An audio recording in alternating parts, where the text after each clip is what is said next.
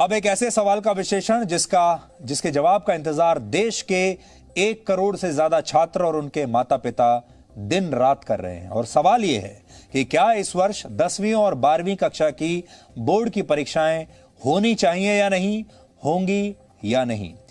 और बड़ी संख्या में जो देश के छात्र हैं वो लगातार हमें ये लिख रहे हैं, उनके माता पिता ये हमें लिख रहे हैं, जी न्यूज को उन्होंने लिखा अलग अलग माध्यमों से, और वो हमसे मांग कर रहे हैं कि कोरोना वायरस के खतरे को देखते हुए बोर्ड की परीक्षाएं या तो टाल देनी चाहिए कुछ समय के लिए, और या उन्हें किसी और तरीके से करवाया जाना चाहिए, और या फिर रद्द करवा दिया जाए। बहुत सारे छात्र और उनके माता पिता चाहते हैं कि या तो परीक्षाएं रद्द कर दी जाएं या इन्हें टाल दिया जाए। लेकिन सरकार से जब आज हमने बात की तो सरकार की दलील है कि ऐसा करने से छात्रों पर यह ठप्पा लग जाएगा कि वो बोर्ड की परीक्षा दिए बिना ही प्रमोट हो गए थे और भविष्य में इससे उन्हें अच्छी नौकरी मिलने में कठिनाइयां आ सकती हैं।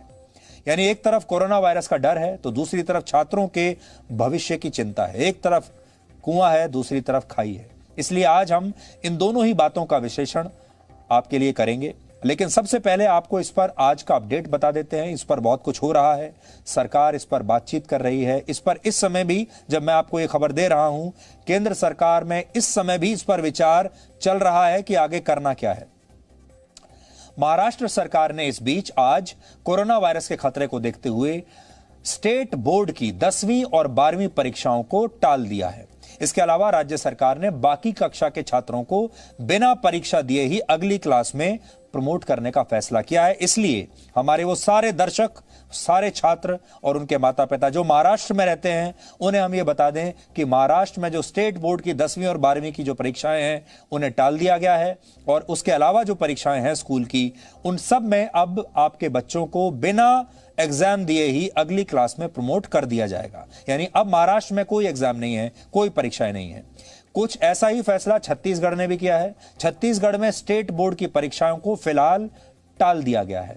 असम, तमिलनाडु और उड़ीसा ने बोर्ड परीक्षाओं पर तो फैसला नहीं लिया है अभी, लेकिन उसने बाकी कक्षाओं के छात्रों को बिना परीक्षा के ही प्रमोट करने का ऐलान कर दिया है। इस सूची में और भी कई राज्य और केंद्र शासित प्रदेशों के नाम हैं, लेकिन यहां समझने वाली बात यह है कि जिन राज्यों ने बोर्ड की परीक्षाएं टाल दी हैं उनका यह फैसला सिर्फ स्टेट बोर्ड के छात्रों पर लागू होगा। यह याद रखिएगा, स्टेट बोर्ड के छात्रों पर ही लागू होगा, यानी सीबीएसई बोर्ड की परीक्षाओं पर यह फैसला लागू नहीं होगा। इसलिए अगर आपका बच्चा स्टेट बोर्ड के अंतर्गत आता है तो उसकी परीक्षाएं टल गई हैं, लेकिन अगर वो सीबीएसई के बोर्ड के अंतर्गत आता है तो अभी कोई फाइनल फैसला नहीं हुआ है। इसलिए पहले यह समझना जरूरी है कि परीक्षाएं होंगी या नहीं। इसका सीधा सा जवाब यह है, भारत सरकार परीक्षाओं को कराने के पक्ष में। पहली बात आप यह समझ लीजिए, हमारी लगातार बात हो रही है भारत सरकार में, मंत्रालय में भी। पहली बड़ी बात यह है, सरकार चाहती है कि परीक्षाओं को कराया जाए और इसे रद्द ना किया जाए। और सीबीएसई ने डेट शीट भी जारी कर दी है। इसके तहत 4 मई से 10वीं और 12वीं की परीक्षाएं शुरू होंगी और जून के महीने तक ये परीक्षाएं चलेंगी, जो अभी की डेट शीट है। अब सवाल है कि जब कई राज्यों में मिनी लॉकडाउन और कर्फ्यू लगाया हुआ है और लोगों से घरों पर रहने की अपील की गई है, तो सीबीएसई की परीक्षाएं कैसे होंगी, ये परीक्षाएं कौन करवाएगा?